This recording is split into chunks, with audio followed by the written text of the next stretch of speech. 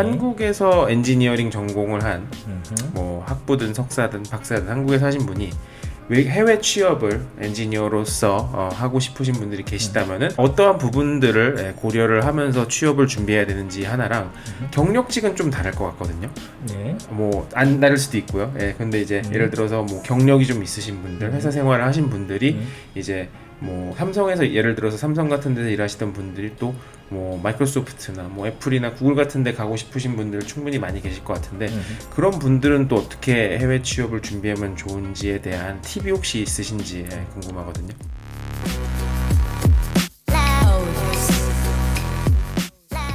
여일님께서는 지금 마이크로소프트에서 뭐 오피스 팀 그리고 증강 현실 팀 이렇게 10년여간 걸치시면서 뭐 엔지니어로서 승승장구하고 계신데 여일님처럼 성공한 엔지니어가 되기 위해서는 어떤 마음가짐이 필요할까요? 팁을 좀 공유해 주실 수 있을까요?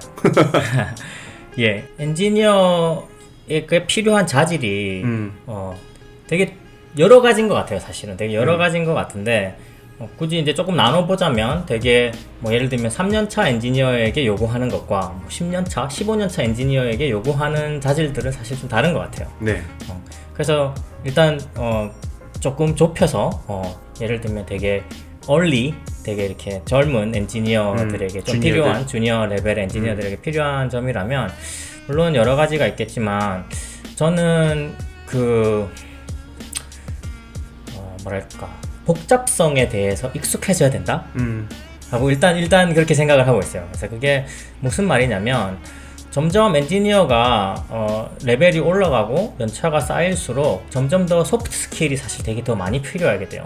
소프트 스킬이라 하면 뭐 이런 커뮤니케이션, 소통 능력이라든지 아니면 뭐 리더십 이런 그런 능력이라든지 이런 되게 비엔지니어적인 좀 소프트 스킬이 되게 더 많이 필요하게 되는데 사실 주니어 엔지니어 레벨에서는 그런 능력보다는 정말 순수 엔지니어링 능력이 되게 많이 필요해요. 네. 엔지니어링 능력이 되게 많이 필요하고 그리고 미국 사실 이런 엔지니어링 회사에서는 정말 그 주니어 레벨부터 되게 많은 엔지니어링의 책임을 되게 많이 주어지기도 해요. 그래서 되게 복잡한 시스템들을 예를 들면 구글에 갔다, 마이크로소프트 뭐 오피스에 뭐 일을 시작한다라고 하면 거의 되게 초창기부터 되게 그 방대한 코드들을 자기가 보고 익숙해지고 그 코드에서 뭔가 이렇게 고쳐야 되고 기능 추가해야 되는 일들이 되게 처음부터 일어나요. 뭐 한국처럼 뭐 처음에 가면 복사시키고 이런 거 없어요. 그쵸. 처음부터 정말 이 오피스 코드 네가 읽고 여기서 뭔가 고치라 그래요. 그렇기 때문에 되게 복잡한 이런 복잡한 코드들, 복잡한 로직들을 이렇게 자기가 들어가서 그 실타래를 풀 수 있는 이 능력들이 필요해요. 그래서 어떤 사람들은 이런 질문을 해요. 뭐를 공부해야 될까요? 라고 물어보는 사람들이 있는데 저는 뭐를 공부하냐기보다도 어떤 식으로 공부를 해야 될까요? 가 사실 되게 맞는 질문인 것 같아요. 그래서 예를 들면 학교에서 뭐 프로젝트 같은 걸 하잖아요. 그래서 네네. 그런 걸 하더라도 이게 정답이 내가 맞았다 틀렸다가 문제가 아니라 이런 문제들을 정말 이렇게 작은 조각으로 나누고 정말 이렇게 복잡한 문제들을 자기가 매니지할 수 있는 작은 부분으로 이렇게 나눠서 그 복잡한 문제들을 풀 수 있도록 쉽게 그 복잡성에 익숙해지는 게 되게 중요한 엔지니어로서의 스킬인 것 같아요. 엔지니어링이라는 게 계속 문제를 해결해 나가야 되는 거니까. 그렇죠. 그렇죠. 예.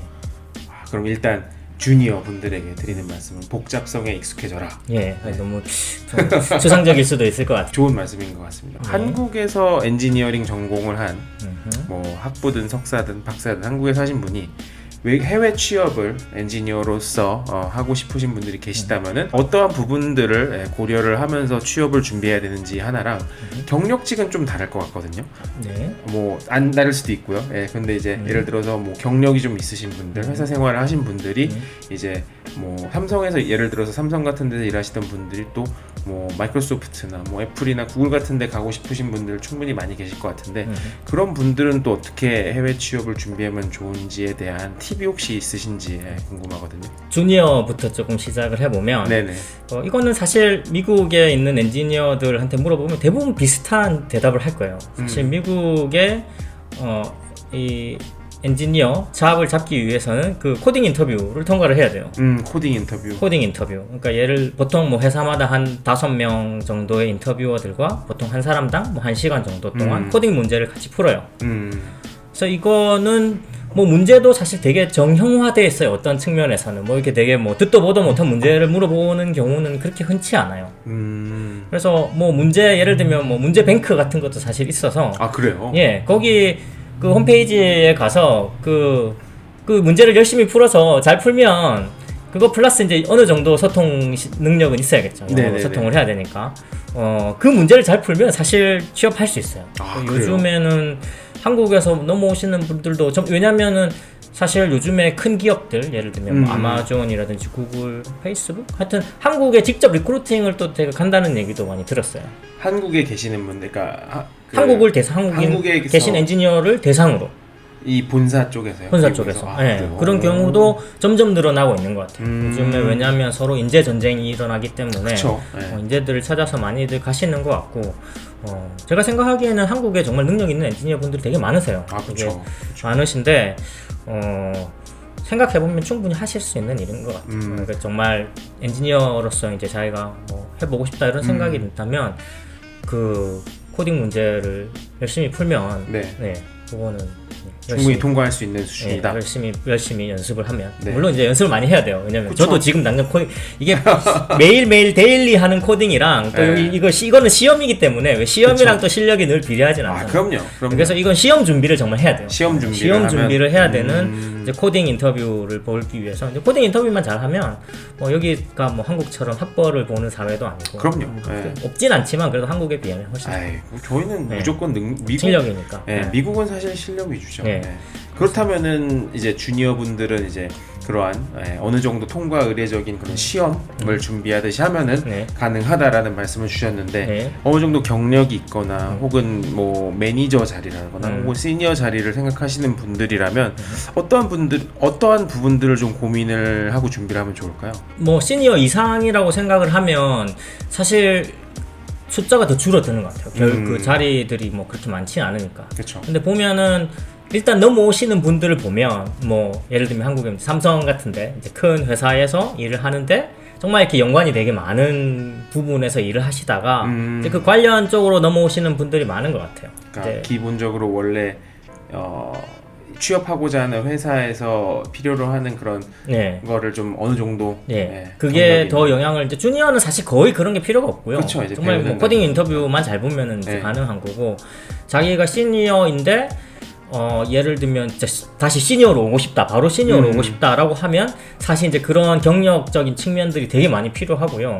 뭐 나는 그냥 이참에 경력을 한번 바꿔보고 싶다라고 생각해서 시니어인 분들이 주니어로 들어올 수도 있죠, 사실. 근데 들어와서 정말 자기가 능력을 보여주면 뭐 또 그만큼 더 빨리 승진할 수도 있는 거니까. 그렇죠. 뭐 그것도 뭐 사실 생각해 볼 수 있는 방법이긴 하죠. 그러네요. 그게 여의치 않을 경우에는, 그러니까 자기 경력을 바로 살리기 힘든 경우에는 일단은 조금 뭐 주니어 레벨로 들어오더라도 실력 있는 분들은 또 올라가니까 금방 올라가니까 뭐 그렇게 생각하는 것도 뭐 가능한 방법이죠. 그럼 이제 기본적으로 경력이 어느 정도 있으신 분들은 그 경력을 잘 살리신 잡 오퍼튜니티를 찾는 게 중요하고 아니시라면은 어느 정도 좀 배운다는 마음으로 접근을 하시는 게 옳은 것 같다. 그렇죠.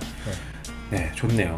그렇다면은 이제 요일님은 미국에서 태어나셨나요? 한국에서 태어나셨나요? 저는 한국에서 학부까지 마치시고 한국에서 계시다가 해외를 나오신 케이스인데 해외 생활을 하시면서 이제 뭐 학교 생활은 뭐 사실 뭐 열심히 하셨을 테니까 그 부분은 생략하고 학교를 졸업하시고 이제 회사 생활을 하시면서 외국인이잖아요.